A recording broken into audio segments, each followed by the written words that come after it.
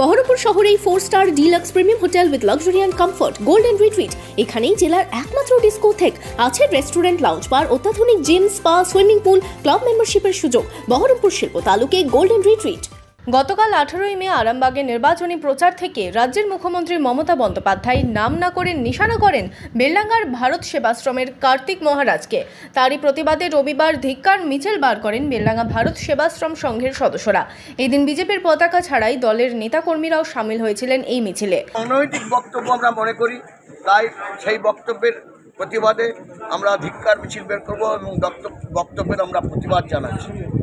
আমাদের আজকে ধিক্কার মিছিল হচ্ছে কালকে আরামবাগে মাননীয় মুখ্যমন্ত্রী ভারত সেবাশ্রম সংঘের সন্ন্যাসী কার্তিক মহারাজ, প্রদীপ্তানন্দ মহারাজ যাকে তার বিরুদ্ধে অপপ্রচার মানুষকে একটা তার প্রতি যাতে অশ্রদ্ধ এরকম একটা ব্যাপার উনি দেন এবং উনি বলেছেন যে কার্তিক মহারাজ রাজনীতি করছে এবং তৃণমূলের এজেন্টদের বারণ করেছেন। এই দিন বিকেলে বেলডাঙ্গা ভারত সেবাশ্রম সংঘ থেকে ছাপাখানা হয়ে নেতাজি পার্ক হয়ে হরিমতি হয়ে আবার ভারত সেবাশ্রম সংঘে শেষ হয় ধিক্কার মিছিল।